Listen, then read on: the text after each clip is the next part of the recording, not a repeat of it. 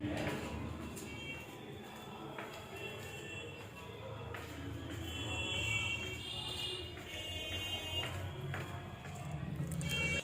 मैंने स्वेटर उतार दिया क्योंकि अजीब सा लग रहा था। सर पे पल्ला रखने में बनता नहीं है ना पूजा करने में स्वेटर से, इसलिए।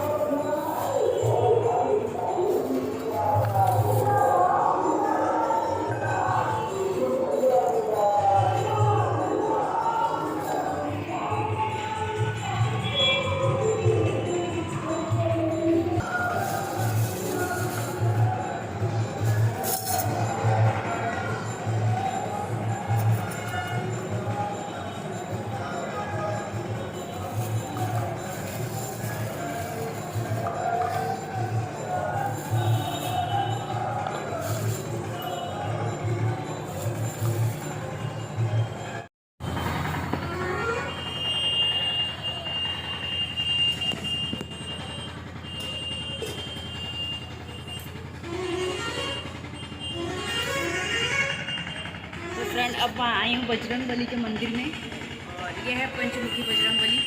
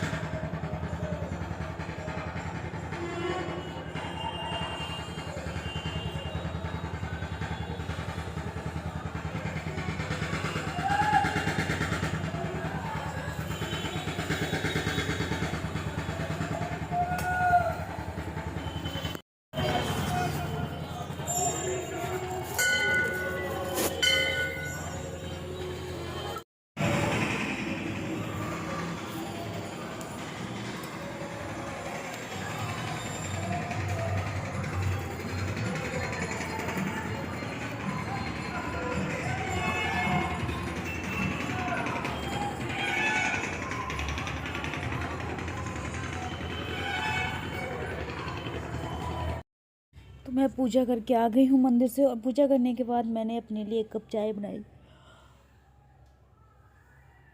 और चाय बनाने के बाद सीधा मैं छत पे आ गई हूँ। नहीं, रास्ते में ना मुझे वो मिल गई, क्या कहते हैं, मैं लहसुन पैसे लेके नहीं गई थी, तो मुझे लहसुन एक जगह दिखा कि लहसुन ना 20 रुपये किलो दे रहा था।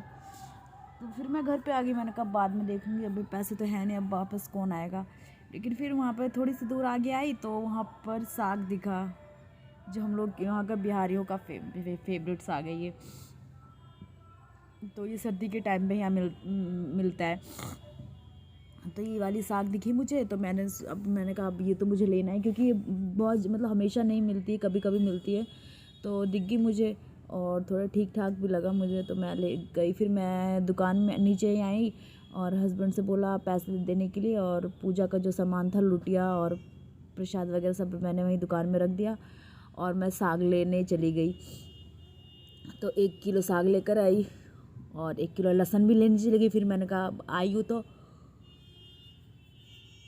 पैसे भी है और आई हूँ तो साग, दोनों चीज़ें ले लेती हूँ, क्योंकि मैं मार्केट शाम को निकलती, तो शाम को ही ना ये सब चीज़ें ख़त्म हो जाती है। और है यहाँ पे कुछ नहीं, मेरे मतलब नीचे दुकान से उतरते ही, ऊपर से उतरते ही, घर से उतरते ही नीचे ही सारी सब्जी के ठेले। वही है कि मैं दिन में नहीं निकलती हूँ, तो इसलिए आज मंदिर चली गई तो मुझे साग दिख गया, तो मैंने ले लिया। तो साग की वजह से मैं दोबारा गई, अगर और भी कोई चीज़ होती ना तो मैं नहीं जाती। देखा, मैंने बोला ना पहले लहसुन देखा था मैंने, लेकिन मैं लहसुन लेने नहीं गई, और मेरे घर में एक भी लहसुन नहीं था फिर भी, और लेकिन साग दिखा तो फिर मैं चली गई। तो यहाँ पर देखिए साग को मैं धोने के लिए आई हूँ। धूप में मैं डेढ़ से पौने 2 घंटे में ये साग साफ़ हुआ है, और इसको फिर मैं धो रही हूँ यहाँ पे, क्योंकि वैसे गांव में जो खेत से तोड़ कर आते थे साग को धोते नहीं, ऐसे बनाते, लेकिन मैं तो मार्केट से लेकर आई हूँ और फिर धोया फिर मैंने इसको। तो इसमें ये है जैसे सरसों पालक वगैरह में, बाथू मेथी इन सब में ना, कि इसको 2 पानी से तो नहीं, 3-4 पानी से धुलते हैं, क्योंकि उसमें मिट्टी वगैरह लगी होती है, गीले खेत की होती है, और इसका क्या है, ये सूखे खेत में होती है, इसको पानी की ज़रूरत नहीं होती है। तो ये ऐसे खेत में हम लोग के यहाँ पे इसकी खेती की जाती है ना, दूर दूर में, जहाँ पे खेत बहुत दूर दूर हो और जहाँ दूर दूर होता है और जहाँ पर पानी नहीं होता। क्योंकि ये सब जो है ना, धान के सीज़न में जैसे बारिश होती है, चाहे धान में पानी वानी रहता है,